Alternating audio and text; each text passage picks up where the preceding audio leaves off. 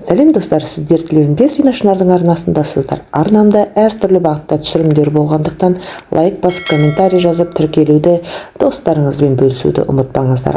Бізге керекті матаның көлемі ені 1,5, ұзындығы 1,30 см алатын боламыз.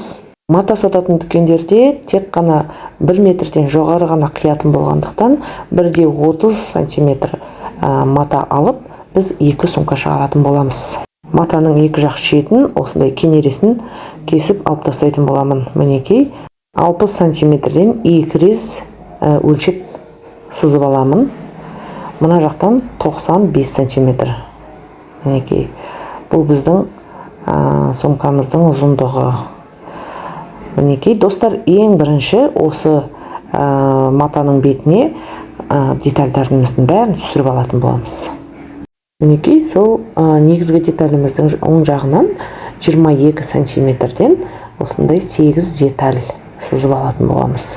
Ол біздің сумкамыздың екі жақ басы қалтасымен. Мінекей мынау сонымен бірінші және екінші негізгі бөлшектері мынау төртеуісі, бастапқы төртеуі негізгі бөлігі және төртеуі қалтаның аузы. Міне осылай әдемілеп қиып алатын боламыз. Міне дәл видеодағыдай әдемілеп қиып шығамыз. Және мынау алтау шықса, енді екеуін осы жоғар жағынан қиып аламыз. Және мына жоғар жағында кішкене қалған матаны чемоданның ручкасына іліп қоятындай етіп жасауға деталь сызатын боламыз ол жерден. Енді дәл осы дайындап алған детальдерімізге астар қиып тігетін боламыз. Дәл осындай түстегі астарлық мата керек болады. Мінекей бұл астарлық маталарды осылай бір шетін ғана кесіп қақ жара салуға болады. Солай жарғанда түзу болады. Мінекей енді екінші сүмкінікін осылай дайындап аламыз. Бүкіл детальдарды алдымен осылай дайындап алатын боламыз. Кейін барлығын отырып қазір тігетін боламыз. Мінекей мынау қалталардың ішіне.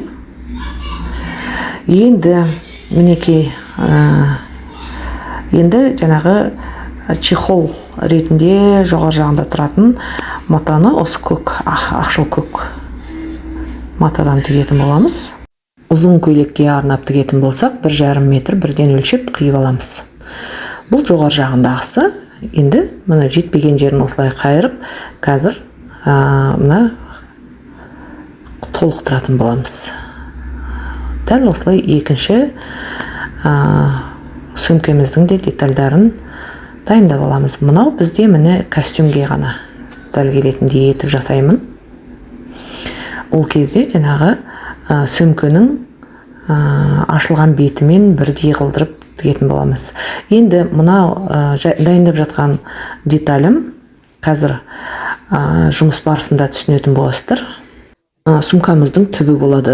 Бұл жерге алып салынатындай, жуған кезде алып тастайтындай етіп қатты нәрсе қоятын боламыз. Ол бізде линолеум.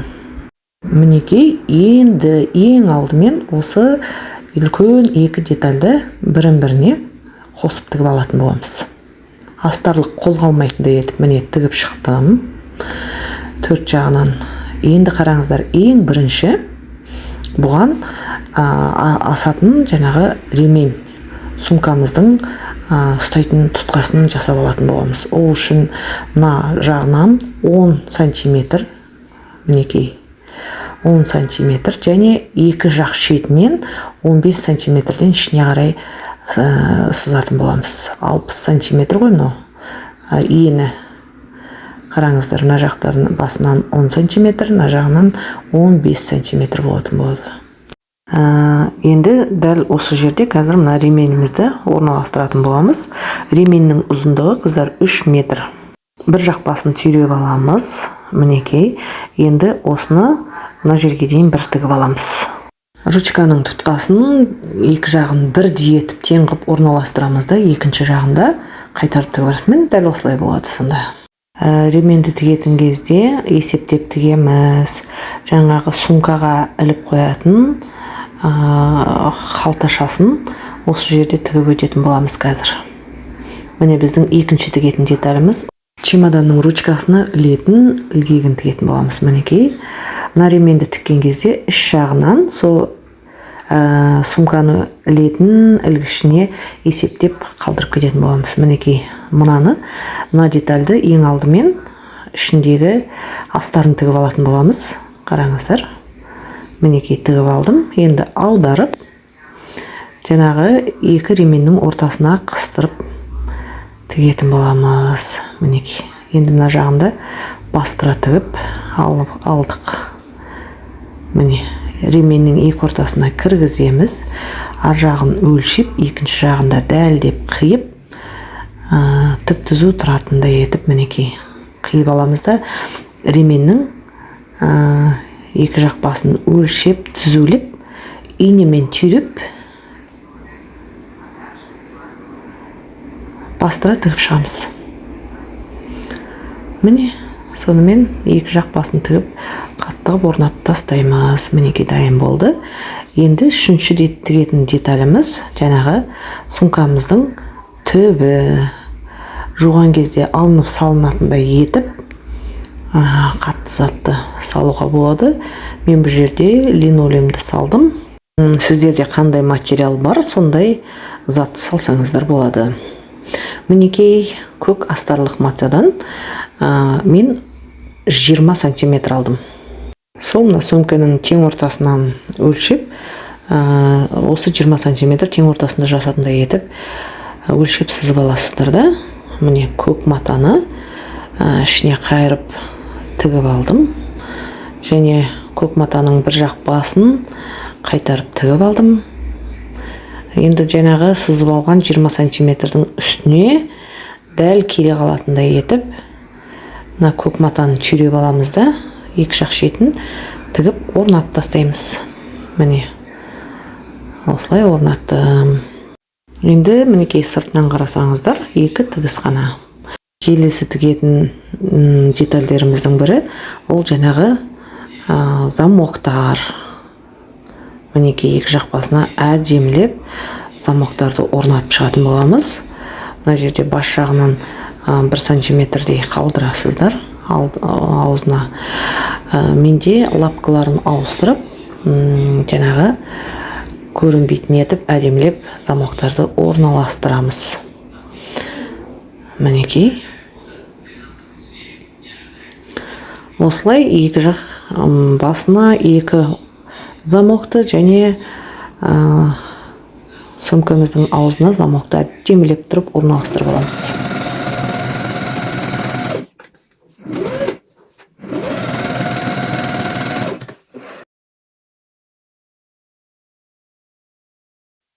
Мінекей бір жақ замогын орналастырып алдық. Енді мына жағына өткізіп, қазір мінекей орналасқан замокты көрсететін боламын. Мінекей, көрдіңіздер ме? Екінші басында дәл осылай етіп орналастырамыз. Сонымен достар, менің жасап жатқан жұмысым ұнап жатса, лайк басып, комментарий жазуды және өз лебіздеріңізді комментарийда қалдырып, қандай да бір сұрақтарыңыз немесе ұсыныстарыңыз болса, комментарийда қалдыруларыңызды сұраймын. Мінекей, сонымен екінші замогымызды да орналастырып болып қалдық. Мінекей, екі жағы бірдей орналасты. Міне, енді аузындағы замокты орналастыратын боламыз. Мінекей, мен екі жақ шетіне 1 метрлік замокты. Сонымен достар, тағы бір айта кететін нәрсе, егер де сіздерде дәл осындай балоневый қандай да бір мынандай сырып тігілген сырмасы бар жаңағы болса, қазір мына бір жақ замокты тігіп алғаннан кейін екінші замокты қалай жаңағы сызықтарын келтіре отырып тігудің жолын көрсететін боламын. Мінекей, қараңыздар, әдемілеп нені астындағы матамызды тартып отырып, замогымызды әдемілеп орналастыратын боламыз. Сонымен қатар, менің арнама тіркеліп, қоңыраушаны басып қоюға ұмытпаңыздар. Тегін мастер-класстар да өте көп түсіретін боламын алдағы уақытта. Мінекей, сонымен замогымызды бір жақ басын орналастырдық. Енді екінші жақ басын замогымызды әдемілеп қадап аламыз қайтадан. Мінекей, Енді мына жолақтары, полоскалары бірдей түсу үшін мінекей қарап отырыңыздар. Жаңағы замокты екінші басына кигізіп алдық қой. Енді соған екінші жақ басының мына сырмалары дәл түсу үшін замокқа осылай белгілеп алатын боламыз. Көрдіңіздер ме? Енді дәл осы замоктағы белгілерді екінші мына басындағы екінші жақ басының мына линияларына сәйкестендіріп отырып тіксеңіздер дәл келетін болады. Мінекей, көрдіңіздер ме? Ал кеттік онда. Мына жақ басын қазір енді екінші жақ басын мінекей тура осылай қараңыз. Жаңағы белгілеп алған белгілерімізді сызыққа дәл келтіріп отырып тігетін боламыз. Мінекей.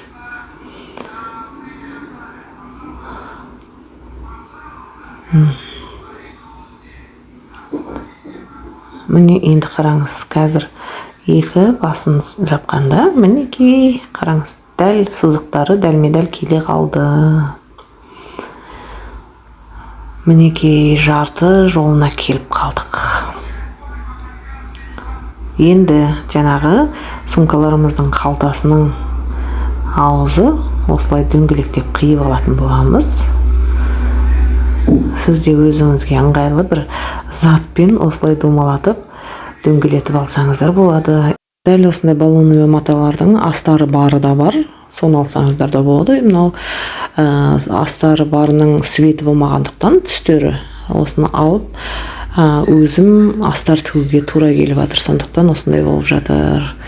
Енді мінекей астарды осылай тігіп аламыз да, қалтаның аузын екі қайтарап тігіп қалтасын тігіп аламыз да, енді мына боковушкасына орнататын боламыз қазір. Бірінші қалтасын осылай орнатып аламыз, қозғалмайтындай етіп екі жағынан көктеп тігеміз. Дәл осы қалтаның үстіне қазір әдемілеп замокты орналастыратын боламыз. Мінекей ол үшін біз замокты жаңағы бір жағын тігіп қойдық қой, соған кигізіп мінекей осы жерден өлшеп алатын боламыз. Көрдіңіздер ме? Мына жерде мына жоғары жағынан ұшынан қиылып тастай алатын несі бар. Сол жерге қай жерге дейін келу керек, соған белгі соғамыз. Сосын мынаған айналдыра сол белгіден бастап орнататын боламыз. Көрдіңіз. Мінекей тең ортасынан тағы да осы замокты көктеп орнатып аламыз бірінші. Тең ортасын бірінші, екі жақ басын, кейін тең ортасын мінекей инемен фиксировать етеміз. Кейін замоктың мынандай дуга боп айналатын, домалақ боп тігілетін жерін кішкене замоктың несінен қиып жібересіздер. Домалақ боп әдемі боп түсу үшін. Мінекей видеоға мұқият болыңыздар. Замокты орнату, дұрыс орнату өте маңызды. Мінекей енді бұрыштары да түзу түсу үшін тура бұрышынан бір кішкене ғана қиып қоясыздар. Сонда бұрылысы әдемі кетеді. Мінекей. Мына екінші жақ бұрышынан да қиып қоямыз. Сонда дәл осы размермен тігетін болсаңыздар, барлығы есептеліп тұр.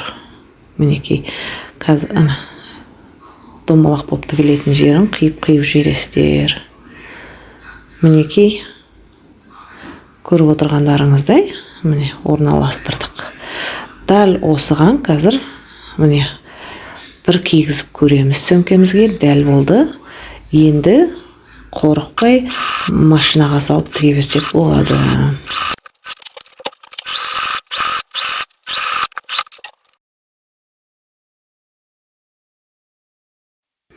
Машинаға салып тіккеннен кейін жаңағы көктеп тіккен жіптерімізді суырып алып тастауға тырысыңыздар. Енді дәл осыған мынандай астар тігетін боламыз. Мінекей түп жағынан бір кішкене аударатын жер қалдырып өтіңіздер. Замоктың тура шетінен дәлме-дәл етіп замок тігетін табанды ауыстырып алып тіксеңіздер әдемі түсетін болады. Мінекей. Осылай орналастырып замоктың шетінен әдемілеп тігіп отырасыздар. Міне. Сонымен мінекей енді аударамыз. Міне дәл осылай аударып, қазір шеттерін бастырып тігіп шығатын боламыз. Мінекей. Сонда мына жердегі аударған жердегі не өзінен өзі тігіліп кететін болады. Сонымен тура дәлме-дәл келтіріп, замоктың шетінен тігіп шығатын боламыз. Мінекей бастыра тігеміз. Тігістерді әдемі көрнекті ғып тігуге тырысыңыздар. Сонда сөмкелеріңіз өзінше бір әдемі болып шығатын болады. Мінекей. Сөмкеміздің екі жақ жаны болды. Енді мына замок салып, чехолдың өзін тігетін боламыз. Қазір мына 1,5 метрлік жаңағы астарлық матағымызға әдемілеп замогымызды орналастырып алатын боламыз. Мінекей. Екі қайтара тігеміз. Мінекей. Енді бұлай көрінбей тұратындай қылып тігеміз. Жалпы замок тігу білетін шығарсыздар деп ойлаймын. Мына видеода тігіп жатқаным түспей қалыпты. Енді мынаны ортасынан былай. Енді мына сөмкемізге орналастыратын боламыз. Сөмкеміздің сыртын осылай өзіңізге қаратып, және мынаның замок шешілетін жағын ішіне қаратып, осылай үш жағын тігіп алатын боламыз. Мінекей. Тіктім. Енді мына төменгі жағында екінші жаңағы деталімізді қосатын боламыз. Мінекей. Мынау сөмкеміздің жаңағы ұзын көйлектердің түсіп тұратын жері ғой. Мешок сияқты болу керек қой. Қап сияқты. Әдемілеп осылай қосып тігіп алатын боламыз. Кейін дәл осы тігіп қосып алған жерлерімізді зигзагпен өтеміз. Аберложка болса, аберложкамен өтуге болады. Мінекей, етек жағын теп-тегіс қып. Мен қазір мына жерде зигзагқа қойып алатын боламын. Мінекей, зигзагқа қоямын. Және сол зигзагтың жалпақтығы жоғары жағында көрсетіледі, және сиректігі. Мінекей, жалпақтығын кішкене жалпақ қоя беретін боламын. Және арасы, зигзагтың арасы жиілеу қоямын. Сол кезде жақсы аберложка жасайтын болады. Табаны аберложка жасайтын бөлек болады. Табанын ауыстырамыз машинканың. Және айландыра ішкі жағында да жалбырап тұрмайтындай етіп, бәрін аберложка жасап шығатын боламыз. Мінекей. Мінекей, өздеріңіз көріп тұрғандай, осындай әдемі қылдырып, айландырып, зигзагпен өтіп шығатын боламыз. Міне сонымен барлығы дайын болды. Міне аберложка жасағанда осылай ішкі жағы сыртына қарап тұратын болады. Енді бұрыш-бұрыштарын әдемілеп шығаратын боламыз. Аударып алып, қазір осы машинкамен жаңағы негізгі тігістерін тігіп өтетін боламыз. Міне. Замокты ашып жапқанда оңай ашылып жабылу үшін, мына ішіндегі астарлары қыстырып қалмау үшін солай тігетін боламыз. Мінекей, қараңыздар, табан жағын осылай ішке қарай қойып, мына табанның кіші жағын жаңағы замокқа тіреп отырып, осылай бір келкі түзу сызық жүргізіп өтетін боламыз бастырып. Сонымен достар, менімен бірге 3D құрақтарын қалдықсыз құрауды үйренем десеңіздер, басқа да әдемі туындыларымды жіберіп алмай көру үшін арнама тіркеліп қоңыраушаны басып қоюға ұмытпаңыздар. Мінекей, сонымен әдемілеп айландыра тігіп шығамыз. Сонымен біздің сөмкеміз дайын болады. Тағы бір айта кететін нәрсе, мынандай жіптерді іш жағына қарай суырып шығарып, түйіншектеп байлап отырғандарыңыз абзал, ертеңгі күні сөйтіліп кетпейтіндей. Мінекей, сонымен сөмкеміз дайын болды. 21 минутта осындай сөмкені үйреніп алып тіге берсеңіздер болады. Мінекей, енді қазір мына замоктарды орындарына келтіріп аламыз да. Мінекей. Оңай түп-түзу болып, әдемі болып, ештеңке бөгет жасамай түсе қалады. Екі жағына осылай екі қалтасын қадай саламыз. Әдемі көп көрім күшті сөмке бола салады. Сонымен достар, маған сенім артқандарыңыз үшін көп алғыс. Алдағы уақытта әлі де талай туындылармен бөлісетін боламын. Мінекей, осылай чемоданның ручкасына осылай іле саласыздар.